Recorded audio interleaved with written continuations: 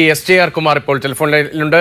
ശബരിമല കർമ്മസമിതിയുടെ നേതാവായിരുന്നു അദ്ദേഹം. ശ്രീ കുമാർ, ഈ സർക്കാരിന്റെ തീരുമാനത്തോടുള്ള താങ്കളുടെ പ്രതികരണം എന്താണ്? ഇത് വളരെ വൈകി വന്ന ഒരു വിവേകമായിട്ട് കണക്കാക്കാം. പക്ഷെ ഇതിനെ നമ്മൾ വളരെ ശ്രദ്ധയോടെ തന്നെ വീക്ഷിക്കേണ്ടതായിട്ടുണ്ട്. ഇത് തൽക്കാലം ഈ വരുന്ന തെരഞ്ഞെടുപ്പില് ഒരു അടവ് നയം എന്നുള്ള തലത്തിലാണോ, അതോ പാർട്ടിയുടെ ഇനിയും വരുന്ന കാലങ്ങളിൽ വിശ്വാസത്തിനെതിരായിട്ട് ഒരിക്കലും ഒരു നിലപാട് സ്വീകരിക്കില്ല എന്നൊരു നയമാണോ എന്നാണ് ഞാൻ അത് അറിയാൻ ഉദ്ദേശിക്കുന്നത്. കാരണം താത്കാലികമാണെങ്കിൽ അത് വീണ്ടും അപകടം ചെയ്യും എന്നുള്ളതിൽ യാതൊരു സംശയവുമില്ല. കാരണം ഇത് വളരെ കാലങ്ങളായിട്ട് മാറി മാറി വന്ന സർക്കാരുകൾ വേണ്ട തരത്തിൽ ഈ കേസിൽ ഇടപെട്ടില്ല.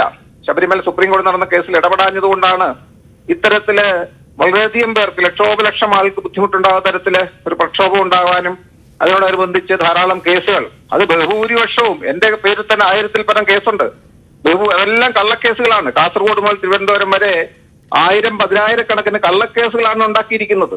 അതുകൊണ്ട് ആ കേസിൽ നിന്ന് പിന്നോക്കം പോവുക എന്നല്ല, സത്യത്തിന് കള്ളക്കേസുകൾ ഒരിക്കലും നിലനിൽക്കില്ല. അത് കോടതികൾ തീർച്ചയായിട്ടും അതില് വിപരീതമായ ഫലമായിരിക്കും സർക്കാരിന് ഉണ്ടാകുക എന്നും നമുക്ക് മനസ്സിലാക്കേണ്ടതായിട്ടുണ്ട്. അതുകൊണ്ട് അവര് ഈ വൈകി വന്ന വിവേകം നല്ലത് തന്നെ. പക്ഷെ അതില് ഈ പറയുന്ന ക്രിമിനൽ സ്വഭാവമുള്ള കേസുകൾ ഒഴിച്ച് എന്ന് പറയുമ്പോൾ അവര് പോലീസാണല്ലോ തീരുമാനിക്കുന്നത് ഏതൊക്കെ കേസുകളാണ് ക്രിമിനൽ സ്വഭാവം ഉള്ളതെന്ന് മനസ്സിലാക്കണം. കാരണം ശബരിമല വിശ്വാസി സമൂഹം നാമജപയാത്രയിൽ പങ്കെടുത്തു എന്നുള്ള പേരിലാണ് ബഹുഭൂരിപക്ഷം കേസുകളും എടുത്തിരിക്കുന്നത് നമ്മൾ കാണേണ്ടതായിട്ടുണ്ട്.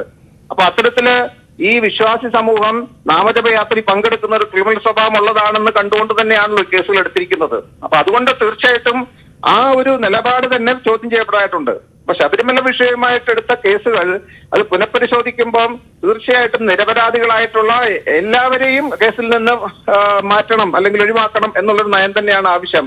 അതല്ലാതെ പോലീസിന് വിട്ടുകൊടുത്തുകൊണ്ട് നമ്മൾ കണ്ടു ശബരിമല പോലും നാമജപം നടത്തുന്ന 63 വരെ അറസ്റ്റ് ചെയ്തുകൊണ്ട് പോകുന്നതാണ് ഇതിന്റെ തുടക്കം.